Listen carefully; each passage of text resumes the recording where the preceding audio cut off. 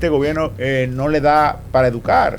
Entonces no es entendible, ha faltado decisión para hacer eso. Si te vas al pacto eléctrico, te das cuenta que el principal problema del pacto eléctrico en los gobiernos de Danilo Medina fue que el gobierno del PRM se oponía a una serie de puntos que cuando fue gobierno lo sometió con esa serie de puntos. Entonces es insólito ese tipo de actuaciones de oposición por oposición. Sin embargo, tampoco con el pacto eléctrico se ha logrado ningún avance en términos de reducir el déficit energético, en reducir las pérdidas técnicas, en mejorar la facturación, el cobro. No ha habido grandes avances.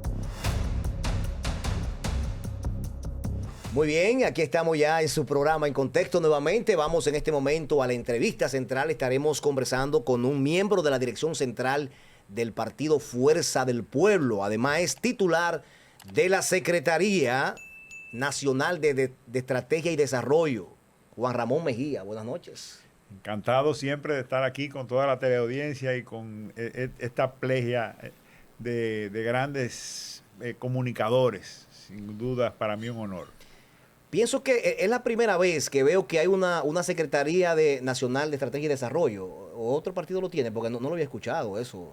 No, se llama Secretaría de Estrategia Nacional y Desarrollo. Es una secretaría que se formó haciendo el honor a la Ley de Estrategia Nacional de Desarrollo, 23. Que es 0112, que se instituyó, que es una ley orgánica que mandó a la Constitución de 2010 a hacer una Estrategia Nacional de Desarrollo y que sin dudas es la columna vertebral del desarrollo de todos los países que hoy han logrado el desarrollo. Porque si tú te vas a Singapur, si te vas a Corea, si te vas a Japón, te vas a China, te vas a la destruida Europa después de la Segunda Guerra Mundial, el resurgimiento de esas naciones se basa en diseñar una estrategia de nación que rebase los periodos políticos. Y la República Dominicana tuvo esa visión. El problema ha sido la continuidad de la visión en el tiempo. Esa Estrategia Nacional de Desarrollo, descrita en la Ley 1-12, mandó a la firma de 3 grandes pactos: el pacto educativo, el pacto eléctrico y el pacto fiscal. Logramos el pacto educativo con base a un diálogo nacional, una especie de consenso. El eléctrico fue un poquito más tortuoso, fue un parto con forces, y hemos navegado y naufragado con el pacto fiscal porque lo que hemos tenido son parches. ¿Por qué razón? ¿Qué lectura tiene eso? Mira, realmente en algunos momentos ha faltado visión del Estado, del gobierno, que es de turno en cada momento, ha faltado deseo de consensuar y ha faltado deseo de actuar. ¿Por qué yo hablo de deseo de actuar? Porque tú hablas del pacto por la educación y se llegó al pacto por la educación y se logró el 4% y se lograron inversiones en infraestructuras considerables, se hizo la tanda extendida, pero las pruebas PISA siguen saliendo igual. No hemos logrado mejorar la educación. El fin de ese 4%, el fin de más infraestructura, el fin de una tanda más extendida, no ha sido el adecuado. Y si al gobierno pasado le dio el 4% para hacer cientos de aulas, a este gobierno no le da para educar.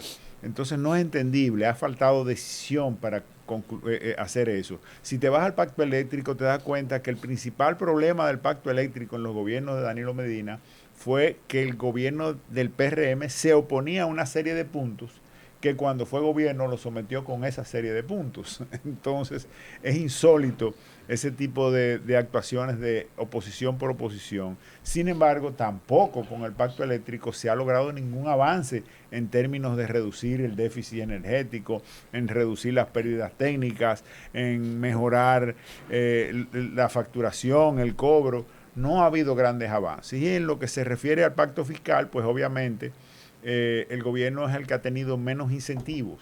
¿Por qué? Porque cuando tú hablas de parchos tributarios, tú hablas de cobrar, tú hablas de tributos. Tributos son lo que el pueblo le paga al gobierno.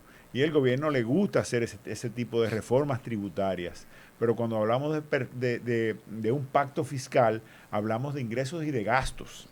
de mejorar la calidad del gasto público, de mejorar la inversión pública en infraestructura, en educación, en capital humano, sin dudas.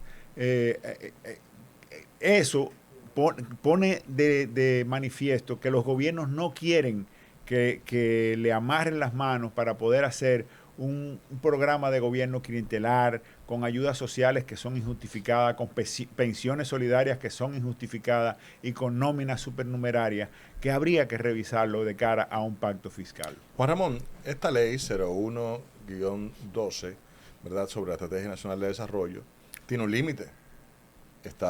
Tiene una visualización hasta el 2030. Es decir, estamos a 4 años de haber finalizado ese periodo que se dio esta ley.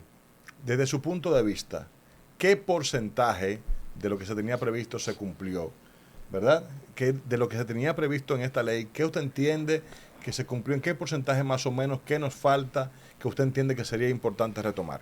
Bueno, mira, sin dudas, tener una estrategia nacional de desarrollo hace que uno tenga una visión de futuro continua y obviamente la propia estrategia nacional y la propia ley tiene una vocación no de terminar en el 2030, sino de darse apertura a una reconsideración, de una evaluación, y eso estamos haciendo en la Secretaría de Estrategia Nacional de Desarrollo. Nosotros tenemos pensado que en el mes de septiembre, a más tardar octubre, principios de octubre, hagamos una gran presentación a la nación donde vamos a exponer los avances que se lograron gracias a la Estrategia Nacional de Desarrollo, porque no hay por qué no reconocer lo que hayan hecho los gobiernos que hayan podido hacer en función de las estrategias nacionales de desarrollo.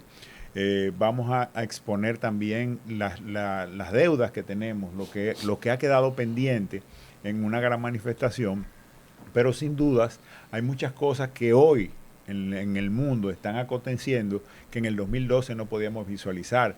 Y nosotros estamos hablando de la Secretaría de Estrategia Nacional de Desarrollo, de una, si se quiere, hasta un quinto eje, que sería la inteligencia artificial, la robótica, las nuevas tendencias tecnológicas, porque de cara a un futuro casi inmediato hay posiciones de empleo que están fuertemente amenazada. El primer empleo de los jóvenes, cuando un joven se gradúa, las primeras posiciones son de recepción, de digitalización, de archivo. Ya eso son cosas que están sustituyéndose con la inteligencia artificial. Entonces el país necesita reorientar la educación, y no solo eso. Ustedes y yo probablemente lo hemos vivido. Cuando yo me gradué del colegio, mi papá todavía estaba escribiendo en una máquina que entraba a los dedos, y para hacer una compañía tenía que estar hacerla completa cada vez que hacía una compañía. Hoy en día usted habla con una inteligencia artificial y sale la compañía con nombre y con logo. Entonces, hoy el reto del estudio es diferente. ¿Por qué? Porque antes era estudiar, trabajar y retirarse. Ahora es estudiar, aprender, reprepararse, seguirse preparando, actualizarse y cambiar de empleo. O sea, hay una dinámica en el mundo tan acelerada que ya una vida no te alcanza con una sola carrera. Tú tienes que seguir reeducándote, seguir actualizándote para poder mantener una vigencia en la vida productiva, en la vida de actividad económica productiva. Hay elementos indispensables para que ese desarrollo se pueda dar per se, como tal, pues. La calidad educativa deficiente, a pesar de la inversión presupuestaria que hay en el país, que es elevadísima, ese 4% es inmensamente grande y sin embargo no funciona.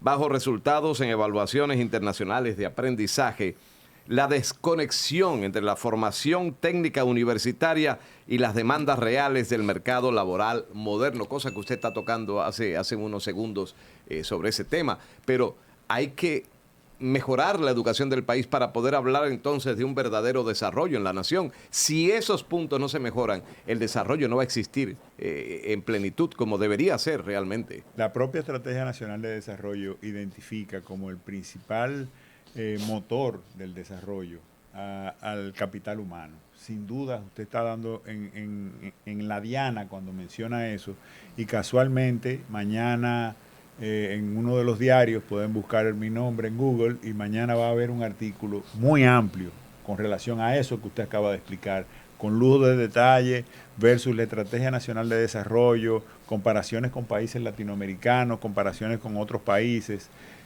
porque realmente el capital humano debe ser la columna vertebral de los futuros de desarrollo, y porque hoy, y es lo que escribo en mi artículo de mañana, hoy la amenaza no es la velocidad con que va las tecnologías desarrollándose, cómo mejora el pensamiento de la computadora. Lo que es una amenaza es la velocidad con que nosotros nos adaptamos.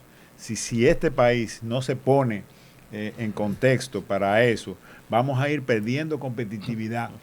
Por ejemplo, yo pongo mucho un ejemplo de una empresa coreana que nos contrató como economista para que le hiciéramos un análisis de la ventaja comparativa versus otros países, en términos de costo energético, en términos de costo de empleados, en términos de regulaciones impositivas y una serie de factores, cercanía con los mercados de Estados Unidos, medios de transporte para Estados Unidos, todo eso lo desglosamos, y al final la empresa coreana nos dijo, mira, prácticamente en todos los factores República Dominicana le ganó a las demás naciones.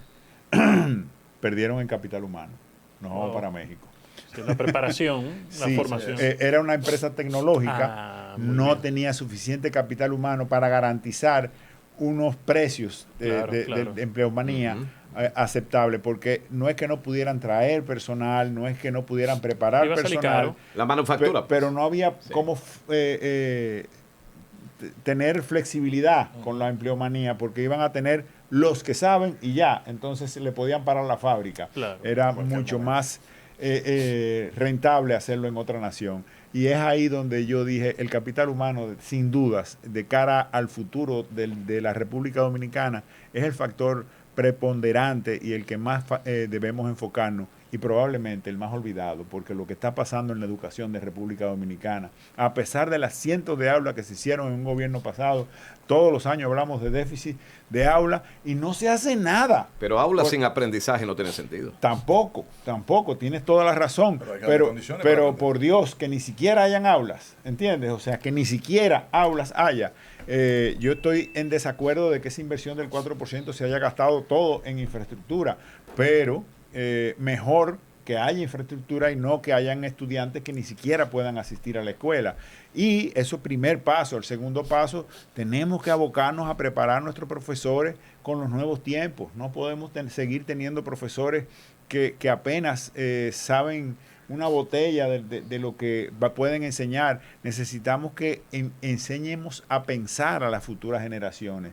Ya no se trata de aprendernos algo y embotellarnos algo. Hay que usar el raciocinio. Nuestro principal déficit, como tú hablas de la prueba PISA, es que solo el 2% alcanza el nivel aceptable en matemáticas. Y la matemática es donde se practica la lógica, donde se desarrolla el coeficiente intelectual y el pensamiento lógico del ser humano. Y eso está sumamente retrasado. Nosotros estamos muy mal en ese sentido. Sin duda el Estado Dominicano, y no lo quiero politizar señalando a nadie, pero los que han gobernado en estos años, todo el mundo sabe quiénes son, y no le han puesto el amor que corresponde a algo que es necesario. Y los empresarios, sin dudas, también deberían estar presionando al gobierno, porque de cara a ellos seguirse desarrollando y seguir siendo competitivos en el mundo, necesitarán recursos humanos. Y si esos recursos humanos no los preparamos para los nuevos tiempos, pues tampoco nuestras empresas estarán preparadas, y lo que habremos perdido es competitividad y habremos perdido mercado. Incluso hasta en el turismo, que con la playa más bonita del mundo, necesitaremos servicios turísticos que estén a la altura de los nuevos tiempos. Juan Ramón, ha habido críticas sobre el modelo de crecimiento económico de la República Dominicana, porque parte de que va a rebosar la copa y va a llegar a todo el mundo. Entonces hay como un dilema entre crecimiento económico y desarrollo. Hemos tenido crecimiento económico, más no desarrollo, o por lo menos no en el nivel que hemos tenido el crecimiento económico. ¿Qué hace falta en República Dominicana para que verdaderamente exista un desarrollo Mira, en nuestro país? excelente pregunta y te la agradezco muchísimo porque me permites, nosotros somos un equipo en la Secretaría de Estrategia Nacional de Desarrollo, vivimos explorando preguntas como esa, porque de cara a hacer un planteamiento de Estrategia Nacional de Desarrollo tenemos que tener respuestas de ese tipo. Y probablemente de las principales respuestas que nosotros tenemos, nosotros hemos hablado en artículos que hemos escrito de la soberanía presupuestaria. Un país que crece constantemente a un ritmo superior de lo que crece la deuda o igual de lo que crece nuestra deuda, tú dirás, bueno, la deuda versus el Producto Bruto Interno no ha crecido o no ha crecido significativamente. Sin embargo, nuestra soberanía presupuestaria sí se ha debilitado. ¿Por qué? Porque estamos creciendo en áreas que tienen excepciones fiscales, como el turismo, como la zona franca. Entonces, nuestra recaudación no crece al ritmo que crece la economía, por lo que cada vez más hay una mayor proporción del presupuesto que se va a gastos de intereses. Eso por un lado, ahí tenemos que nosotros revisar en una reforma fiscal, revisar esas exenciones fiscales que hemos dado y que se han eternizado, se han convertido en elusión fiscal, principalmente porque los hoteles cada vez que están cerca de cumplir 10 años hacen un remozamiento que le permite enganchar por 10 años más, etcétera, etcétera. Y no me refiero solamente al sector hotelero, me refiero a muchos otros sectores que tienen excepciones y que hay que revisarlas, que son negocios maduros. Ahora, ¿cómo se distribuye la riqueza? Esto es lo más importante. Lo más importante es que nosotros tenemos que hacer una reforma integral de las MIPYMES. ¿Por qué tenemos que hacer una reforma integral de las MIPYMES y en qué consiste?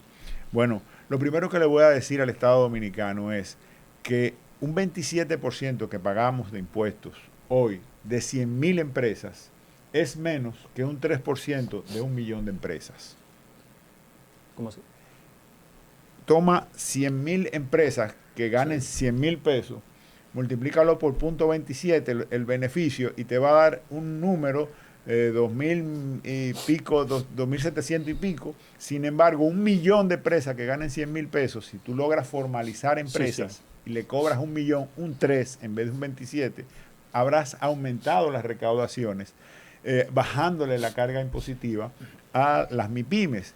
Entonces, ¿qué incentivo tiene una persona que tiene una MIPYME informal de entrar a la formalidad? ¿Pagar solamente? No, pues entonces no me gusta el negocio. Eso es lo que dicen todas las MIPYMES. Y por eso tenemos un 54% de informalidad. Entonces, ¿cómo logramos la formalidad? Con premios. ¿Cómo se premia? Bueno, una reforma tributaria que le baje los impuestos a esas empresas, que no haya anticipo en los primeros años de su vida, pero principalmente, tú te metes, yo pongo ese ejemplo mucho, tú te metes 200.000 pesos en un bolsillo y te vas a cualquier dealer de este país y ese día tú vienes en un carro montado de 1 millón de pesos. Sin embargo, tú te metes 200.000 pesos en un bolsillo y sales a comprar una maquinaria de 400.000 pesos, te faltan 200, y 6 meses después el banco te dice, lamentablemente su préstamo fue rechazado. Pero para el consumo. Exacto. Entonces hace falta que nosotros pongamos una garantía soberana para las MIPYMES y que reformemos las normas prudenciales. Esas normas prudenciales son fruto del Acuerdo de Basilea y son hechas para países desarrollados que cuando usted incentiva el consumo, por añadidura se incentiva la producción, porque el incentivo del consumo incentiva la producción, pero en República Dominicana el incentivo del consumo lo que incentiva es la importación, porque nosotros no somos productores. Somos importadores netos. Exacto, somos importadores netos. Entonces lo que tenemos es que cambiar las normas prudenciales, flexibilizar, hacer un bandex de segundo piso que a través de la banca formal se le preste a los sectores productivos, a los sectores con potenciales de exportación. Entonces ya un MIPYME dice, si me formalizo, me van a dar préstamos con tasas blandas, me van a prestar para ampliar mi empresa, Entonces hay un incentivo, hay un deseo, hay un premio por formalizarse y los impuestos no son tan azarosos ni me van a cobrar un anticipo. Si el año que viene yo no tengo buenos negocios, no voy a estar pagando sino por mis ventas. Ahora, Entonces, Juan Ramón, como usted mencionó esa parte, hizo la comparación del carro y la maquinaria, pero hay que recordar que en los gobiernos del PLD, siendo Leonel Fernández presidente de la República, fue que se crearon estas facilidades de la banca para facilitar la adquisición de un vehículo con bajo inicial y se lo daban a uno, pero resulta que si uno quería poner una empresa o solicitar por una maquinaria, y eso no ha cambiado mucho, o sea, y como quiera esa traba ha existido a lo largo de los años. ¿Cómo cambiar eso entonces? Porque realmente ese librito fue aplicado por el expresidente Leonel Fernández. Gracias también por esa pregunta y esa aclaración. Mira, los acuerdos de Basilea son tres rondas que han habido. La última de ellas fue en el 2008, con la crisis última bancaria que hubo internacional. Se llegaron a esos acuerdos y toda la banca en sentido internacional se acogió a eso. Sin embargo, después de eso, periodos posteriores al 2008, han venido países como Singapur, como Corea, como Vietnam y otros países del este que han logrado desarrollarse, han motorizado el ejemplo de cambiar esa estructura. También lo ha hecho Brasil, cambiar esa estructura, y es algo que hoy podemos aprender, no en el 2012 probablemente. Claro. Los tiempos van cambiando y las experiencias nosotros acabamos de salir de una crisis en el 2004 bancaria, sin hablar de culpables. O sea, yo no soy un político que politiza todos los temas, trato de no hacerlo, sino de ser un político propositivo, de generar propuestas y de que el pueblo vea que en la fuerza del pueblo habemos quienes sí tenemos un plan y sí sabremos lo que vamos a hacer, que no va a ser improvisar. Juan Ramón, ¿y qué pasa? Es que usted como economista, dígame la verdad, es que es tan difícil llevar a cabo esas tareas que usted señala. Se lo digo porque recientemente, ¿verdad? Una persona, esa era parte de su plan de gobierno, que hablaba de que las empresas no era ponerle más impuestos, que por el contrario era bajar los impuestos. Hablaban que, a propósito de las empresas MIPYME, que lo importante es apoyarla para que puedan reproducirse, pero se llegó al gobierno y como que eso se olvidó. Tenemos esta reforma, inclusive. Sí, mira. Es tan difícil. ¿Qué es lo que pasa? Que después como que se olvida el librito. Sí, realmente la política en sentido general ha habido una trampa que ha generado unos ciclos. Y nosotros estamos, desgraciadamente, en el peor de las tres etapas de los ciclos.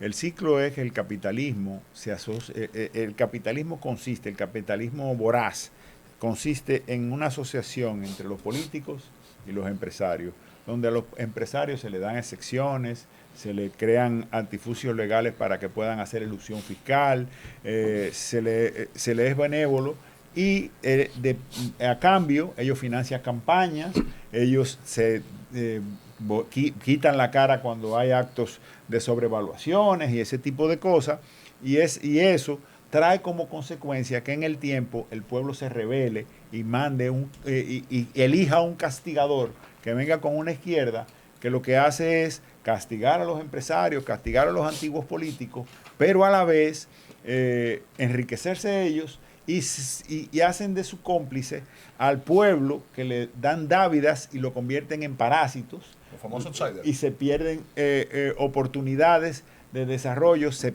destruye el aparato productivo, como se hizo en Venezuela, se destruye todo el aparato productivo. Pero hay otra etapa, y es la etapa que estamos viviendo en República Dominicana desde mi punto de vista. Y es la etapa en la que no se rompe con la complicidad empresarial, pero se comienza a generar una complicidad con el pueblo, con pensiones solidarias, con nóminas supernumerarias, con ayudas sociales injustificadas, por encima de todo lo normal. Entonces tenemos los dos males, la complicidad empresarial con políticos y políticos con la base, cargando exclusivamente al sector de la clase media. Y eso trae como consecuencia que el porcentaje de posible inversión de capital que genere desarrollo, inversión en materia educativa, inversión de becas para que, como hizo todos los países del este, que mandaron cientos de sus ciudadanos a estudiar a Europa, a estudiar a Estados Unidos para prepararse, para lograr hacer lo que hoy han hecho en China y otros países que han transformado su economía. Todos esos recursos no lo tenemos disponible porque el gobierno lo malgasta en una asociación con el empresariado y con unas dádivas parasitarias, clientelares con el pueblo. Entonces, este es el momento en el que tenemos que promover un desarrollismo económico, un desarrollismo democrático, en el que venga alguien que realmente rompa esos compromisos y comience a trabajar por una mejora productiva. Por ejemplo, yo pongo ejemplos de cosas que puede hacer un gobierno, que la hizo Danilo. Mira, la planta Punta Catalina fue un decir, sector privado, yo necesito más energía. No hay quien lo haga, lo voy a hacer yo, porque lo que hay que hacer, hay que hacerlo. Por ejemplo, ahora la plaga de la mosca, si República Dominicana piensa en una solución para eso, nosotros pudiéramos poner aquí una pasteurizadora en frío o irradiador, como científicamente se llama, que todos los productos se irradien antes de ser exportados, y eso trae como consecuencia que no haya riesgo de ninguna mosca ni de nada, y no hay forma de cerrarnos los mercados. Pero ningún empresario de manera particular en República Dominicana tiene la capacidad de hacer esa inversión y que tenga una utilidad. Lo tiene que hacer el Estado para todos. Y nos podemos convertir en un hub sanitario, fitosanitario, para que otros países, Puerto Rico, Cuba, que quieran exportar a esos países y tengan problemas, puedan pasar por aquí, porque eso incluso le aumenta su vida útil, su vida de anaquel a los productos, porque no se dañan tan rápido.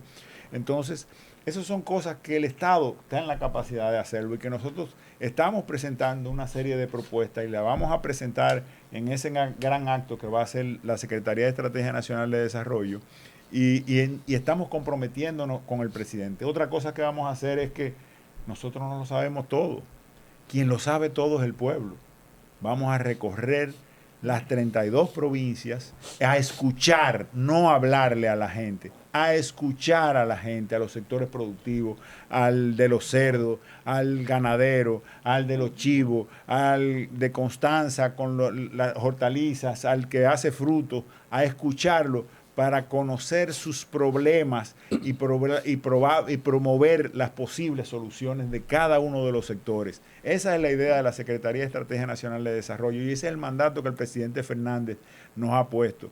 Yo quiero que trabajemos en escuchar y que el día 16 de agosto de 2028, que sin duda vamos a estar subiendo las escalinatas, allá arriba al final de las escalinatas, presentemos el programa de lo que vamos a hacer a partir del 17 de agosto, el mismo día que entremos y nos sentemos en Palacio. Maramón, vamos a una breve pausa y de regreso vamos a seguir conversando con usted de política pura. Bueno, seguimos conversando con Juan Ramón Mejía, miembro de la dirección central del partido Fuerza del Pueblo. Imaginémonos que la Fuerza del Pueblo llegue al poder en el año 2028. Está con Leonel usted reunido ahí y le pide opinión. ¿Qué decisión política usted recomendaría? Presidente, esto hay que hacerlo inmediatamente. No, sin duda yo reitero mi vocación de que la educación es la columna vertebral del desarrollo de la República Dominicana y que a lo primero que tenemos que meterle mano es a la educación. Mi segunda prioridad entiendo que debe ser la reforma de las MIPYMES, pequeñas y medianas empresas. Nosotros necesitamos una mejor distribución de la riqueza y a través de una importante reforma de las MIPYMES y una formalización de esas empresas, que la seguridad social llegue a más sectores, que el seguro médico y un plan de pensión, aunque no sea el más digno de todos los planes de pensiones, cualquier plan de pensión es mejor que lo que tienen hoy, que es nada. El plan de pensión de los dominicanos es tener 9 hijos, a ver si uno sale que salga rico. Entonces, sin duda, o pelotero, a ver. Entonces, así no. Nosotros necesitamos realmente darle garantías al ser humano de prosperidad y de seguridad durante toda su trayectoria de vida. Y eso se logra mejorando las oportunidades de las pequeñas y medianas empresas, que estoy seguro que muchas de ellas se convertirán en grandes empresas si tienen las oportunidades y el apoyo del Estado Dominicano, y eso generará más empleo, generará más exportaciones, más desarrollo y mejor distribución de la riqueza en la República Dominicana. Esa pregunta de Wilson los ubicó a ustedes, a la Fuerza del Pueblo, directamente en el Palacio Nacional, o sea, si ganan las elecciones. No, pero para ganar... si ganan, no, él no dijo si ganan, él dijo que ya habíamos ganado. Sí. Él tuvo esa visión correcta. Sí, pero eso es lo que estoy diciendo. Le hizo la pregunta partiendo de una hipótesis. Ahora yo me voy a la realidad. Porque para llegar al Palacio Nacional hay que subir primero las escalinatas, y para subir las escalinatas hay que ganar las elecciones del 2028. Entonces, dicen todas las encuestas que si no hay una unidad monolítica de la oposición, sería muy difícil, casi imposible, frenar la decisión que ya tiene el PRM de retener el poder en el 2028, y para eso están trabajando. La oposición trabajando por su lado, el PLD por un lado, la Fuerza del Pueblo por el otro. Está claramente el escenario demostrado, y así lo dicen las encuestas, que si no hay unidad en la oposición es imposible impedir la retención del poder por parte del PRM. ¿Qué usted piensa? ¿Cómo hacerlo? Bueno, lo primero que estamos viendo diferentes encuestas. Yo he visto encuestas de trabajo, he visto encuestas de empresarios que me han permitido ver, porque realmente los empresarios te dicen, mira la encuesta, la puedes ver aquí, no la puedes fotografiar, no la puedes divulgar, porque son cosas confidenciales que nosotros mandamos a hacer para saber cómo va la cosa. Y esas encuestas que he visto, sin dudas ya la Fuerza del Pueblo se ha catapultado como la principal fuerza política de la República Dominicana. Yo obviamente entiendo que sí, que nosotros debemos unirnos. No solo los PLDistas deben unirse a la Fuerza del Pueblo, yo le sugeriría a los PRMistas que se unan a la Fuerza del Pueblo, porque sin dudas el camino para el desarrollo, para retomar el camino de desarrollo, de crecimiento económico, de una mejor distribución de la riqueza, que mejores las condiciones de vida del pueblo dominicano, el camino es a través de la Fuerza del Pueblo. Nosotros pretendemos ser la fuerza de ustedes, el pueblo, y sin dudas para eso estamos trabajando. A partir de que nosotros nombramos nuestro encargado, nuestro secretario de campaña, las cosas han cambiado significativamente. Ese señor nos está haciendo un trabajo formidable. Bien. Ese señor se llama Luis Abinader. Esperaba la pregunta. Yo pensaba que se refería a uno de la Fuerza del Pueblo. No. ¿Y por qué a Luis Abinader le está haciendo la campaña? Porque entonces ha hecho un desgobierno tan impresionante que sin dudas cada vez más, ya estamos dando cacerolazos en la República Dominicana. Sin duda cada vez más el pueblo está más seguro y más convencido de que la Fuerza del Pueblo es la mejor opción que tiene el país. En este fin de semana estuvimos juramentando a exalcaldes del PRM, estuvimos juramentando... Sí, a Juan Maluca. Exactamente. Entonces, sin duda, donde quiera que vamos, juramentamos personas. Antes juramentábamos del partido, del viejo partido, pero ahora la mayoría de los que estamos juramentando son PRMistas descontentos y decepcionados de la trayectoria de este gobierno. El Partido Revolucionario Moderno, este fin de semana, dio una muestra de unidad. Todos pensaban que la gran división se iba a dar en este momento por la escogencia del secretario general. Y vemos cómo finalmente todas las fuerzas políticas se pusieron de acuerdo y se repartieron el botín. Don Luis queda como presidente, tendencia del amigo Hipólito Mejía, su secretaría general, la tendencia de David Collado, secretaría de organización, otra tendencia se lleva el secretario electoral, en fin, todo el mundo cogió un pedacito de pastel y al final terminaron unidos, que era lo que se buscaba. Ellos querían salir unidos de este proceso interno, es decir, pasaron la primera prueba. La segunda puede ser su elección interna para escoger su candidato, pero mientras tanto el lío de Fedodín lo resolvieron, el lío interno lo resolvieron. Hay posibilidad de que el partido Fuerza del Pueblo y el Partido de la Liberación Dominicana se sienten en una mesa con honestidad y con humildad y resuelvan las diferencias para poder enfrentar al PRM, que al parecer va a llegar unido al 2028? Mira, sin duda yo veo muy, muy bueno para la democracia, para el sistema de partidos, que en el PRM se haya llegado a esos acuerdos. Yo no lo veo como algo, una amenaza o algo por el estilo, sino todo lo contrario. A mí me gusta que la democracia se exprese en las elecciones y se exprese en la Cámara Legislativa principalmente, que no sea una Cámara Legislativa única, sola para un partido en el gobierno, sino que realmente hay una diversidad y una representatividad en las cámaras legislativas. Y eso lo garantiza un partido que pinta para el segundo lugar, aunque está peleando ya para tercero, pero pinta para el segundo lugar el PRM, pues sin duda me gustaría que esté unido y que presente cosas unidas. En cuanto a nosotros sentarnos con el PLD, sin duda, las raíces de estos dos partidos son básicamente las mismas. Los principios de los que tienen principios son los mismos. Y si no hay una conversación a las más altas esferas de los dos partidos, es una pena que no haya, pero a las esferas más bajas, sin dudas, hay una continua conversación, unidad, amistad, y a la hora de la hora, las cabezas pueden mandar y decir y lo que ellos quieran, pero las bases de los dos partidos están hermanadas y sin dudas, si llegara a pasar el acontecimiento de una segunda vuelta, iríamos juntos. Ahora, fíjese algo, totalmente de acuerdo con usted. Esto de la unión del PRM es una fantasía. Eso es algo que está en el papel, que han querido demostrar, que han querido ver, pero a lo interno recordemos que eso está quebrado, está quebrado. Hipólito Mejía no va a dejar jamás ni nunca que pase el señor ministro de Turismo a ser el candidato oficial del PRM. Hagan lo que hagan, acuérdense de eso el día de hoy. Pero lo que usted acaba de decir es muy cierto. Las bases, el pueblo, los electores son los que en definitiva dicen, bueno, si mis líderes no se ponen de acuerdo, yo me voy por la corriente que entienda es la propicia para yo votar. Y será Leonel Fernández quizás en el 28 por parte de las mismas bases o pueblo del PLD. Entiendo, yo no sé cómo lo ve usted. Sí, mira, en cuanto a eso que tú dices, a nadie le quepa la menor duda que si Luis Abinader se hubiera ido del PRD, el PRM no existiera. El que se fue del PRD se llama Hipólito Mejía. Al que siguió esas bases se llama Hipólito Mejía. Y hay que saber que Carolina Mejía es la alcaldesa de Santo Domingo.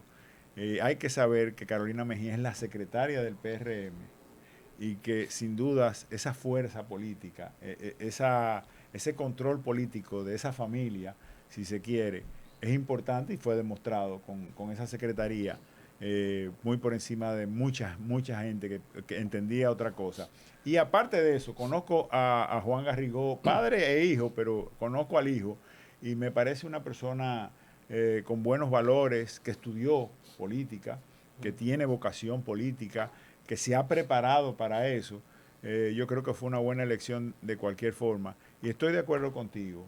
David creía que David y los empresarios que lo apoyan, creían que con generar una percepción, con unas encuestas que dijeran algo que no está acorde con la realidad, según mis números, constantemente y decirlo, iba a lograr que la percepción de todo el PRM se volcara en favor de esa persona que no es neto del PRM, no es del gen, de la genética del PRM. Sin duda yo creo que la división, por eso hablo también de que se mantengan unidos, porque yo sé que la división está muy cerca y no sería lo mejor para la democracia, pero David o sabe perder o va a tener va a tener un problema. En ese sentido, eso es lo que pienso. En cuanto a Leonel Fernández, presidente, yo creo que Leonel Fernández es muy difícil que se equivoque y lo único que podría derrotar a la fuerza del pueblo en este momento es la fuerza del pueblo. Nosotros no podemos tener triunfalismo, nosotros tenemos que seguir trabajando día a día, seguir trabajando en planes de educación, en planes de obras públicas, en planes en materia de defensa del medio ambiente, en planes de hídricos para el país, para mejorar el agua potable. Todo eso es lo que nosotros tenemos que seguir preparando una estructura para que cuando lleguemos al gobierno no podamos decir que 4 años no nos dieron, sino que cuánto logramos hacer en 4 años. Juan Ramón, has hablado que hay encuestas en las que la Fuerza del Pueblo presenta un desempeño favorable y que es probable que pueda entonces ganar de alguna manera las elecciones. Pero aún así no tiene, digamos, el porcentaje necesario para hacerlo en estos momentos. ¿Cuál es el problema que debe sortear la fuerza del pueblo para realmente ganar las elecciones de manera contundente? Mira, nosotros tenemos que estar muy claros que ganar el Estado, y aún es cada Estado con una política clientelar ampliada, ellos no saben cuántos empleados tienen, entre paréntesis subrayados, según ellos, no saben, con una cantidad de empleados extraordinaria, con ayudas sociales por arriba de 1.400.000, con pensiones que todos los días aumentan. Ganarle a un Estado con esa característica es difícil. Entonces, lo que nosotros tenemos que pensar como fuerza del pueblo es que el pastel de los que votan, que son más o menos el 50% de la población, hay una gran porción que es clientelar. Y esa porción clientelar, quien tiene la posibilidad de conquistarla es el Estado. Claro. La otra posibilidad es nosotros, la podemos catapultar nosotros. La idea es que la fuerza del pueblo y la buena práctica política debe mirar hacia ese otro 50% que está escéptico, que no vota, que no quiere votar, y hay que convencerlo de que realmente nosotros venimos con una opción y un plan de trabajo serio, que lo venimos a ejecutar con el deseo real de una persona como Leonel Fernández, que ya a su edad no creo que tenga más nada que hacer que dejar un gran legado para la República Dominicana, y no solo eso, que la medida de que su legado sea mayor o menor, catapulta la carrera política de su hijo. O sea que yo creo que él tiene razones más que suficientes. No necesitaba tener la razón de su hijo, no la necesitaba porque yo lo conozco y realmente entiendo que quiere casarse con la historia y quiere casarse con la gloria, haciendo una gestión que realmente marque una diferencia, como la marcó el metro, como la marcó las infraestructuras que dejó, como la marcó que hoy usted va a sacar cualquier documento y no tiene un bucón afuera, no tiene una fila, como institucionalizó el país, como a pesar de los posibles actos de corrupción que hubieran en su gobierno, marcó una cantidad de leyes que hoy impiden la corrupción o la mitigan o la ponen en mejor o generan un régimen de consecuencias más impresionante para las posibles corrupciones. O sea, que si tú ves toda la trayectoria, todos los caminos que Leonel Fernández planteó, se trata de construir una mejor nación, o con las limitantes de los dominicanos, del país que tenemos. Y no es el país. A cualquier parte del mundo que vayas, te vas a dar cuenta, te vas a la iglesia católica y vas a encontrar pecadores. Te vas a la iglesia evangélica y vas a encontrar pecadores. Por este mundo pasó uno que no pecó, se llama Cristo. Todos los demás somos pecadores en potencia. Y la idea es poder administrar la cosa pública de la forma más diáfana, más transparente, poniendo los grilletes de la manera más adecuada para tratar de que se mitiguen las deficiencias y se mejore y se camine por el camino del desarrollo y la mejor distribución de la riqueza, que él me ha dicho personalmente. La mejor distribución de la riqueza es la principal meta de la fuerza del pueblo. Ahora, Juan Ramón, hay una realidad. Los principales partidos políticos se han renovado. Hemos visto el PRM que puso presidente de su partido, una persona joven, secretario general Carolina en su momento joven. Hemos visto que se han renovado nuevamente. Está Luis Abinader, presidente del partido ahora, y Juan Garrigón, joven, secretaria general, Gloria Reyes, organización. El PLD, Danilo Medina es el presidente, pero tenemos un joven como Johnny Pujols que está en la Secretaría General. Pero en la Fuerza del Pueblo todos son del siglo XX y se desarrollaron en el siglo XX. Leonel por un lado, Peñita por otro, secretario general, Bauta, secretario de organización. O sea, ¿por qué no entonar con los nuevos tiempos y que Omar sea el candidato de la Fuerza del Pueblo para el 2028? Mira, el gen de la Fuerza del Pueblo, en principio, siempre fue un partido que se separa del viejo partido para volver a llevar a Leonel Fernández a la presidencia. Ese es el gen, ese es el nacimiento. Y es ese gen el que aglutina a cientos de personas para formar un partido, volver a llevar a Leonel Fernández a la presidencia. Eso no quita que tengamos a un personaje llamado Omar Fernández, casualmente hijo de Leonel Fernández, con un carisma extraordinario, con una intención de la gente extraordinario. Dicen que con los jóvenes y con... Eso es mentira. Los viejos están enamorados de Omar. La gente vieja está loca con Omar. Es increíble. Yo creo que hay más gente vieja que votaría por Omar Fernández que los jóvenes que votarían por Omar Fernández. Eso es increíble, el carisma que tiene ese joven. Pero, obviamente, nosotros tenemos que hacer que Omar se integre más al partido. Tú tienes razón en ese sentido. Omar tiene que pasar de ser una persona con un carisma extraordinario, con una simpatía extraordinaria, a hacerlo un líder. Para ser un líder, él tiene que convivir con su equipo, con su partido, tiene que ir a Pedernales a darle la mano al presidente de Pedernales, al que barre en la oficina de la Fuerza del Pueblo en Pedernales, tiene que hacerlo en El Cercado, tiene que hacerlo en Tenares, tiene que hacerlo en Salcedo, tiene que relacionarse para conseguir la confianza que lo catapulte como un líder de esa gente. Y eso toma tiempo. Obviamente, el compañero Omar Fernández nos ha dicho que va a comenzar a recorrer todo el país, no solo para tener contactos con los compañeros de la Fuerza del Pueblo, sino con el pueblo en sentido general, porque quiere hacer lo mismo, quiere permitir ser un canal en el que la sociedad civil que se identifica con él entienda que la mejor opción de gobierno y de retomar el camino de la institucionalidad, del desarrollo, de la inversión pública es a través de Leonel Fernández, y él lo va a hacer, y eso lo va a catapultar en el futuro con un liderazgo más sólido, más maduro, y yo estoy seguro que en algún momento será un próximo presidente de la República Dominicana y será un gran presidente de la Muy bien, Juan República Ramón, Dominicana. gracias por estar con nosotros. Las puertas siempre van a estar abiertas, hay muchos temas que se quedaron, pero en otra hay que dejar algo para la próxima, ¿no?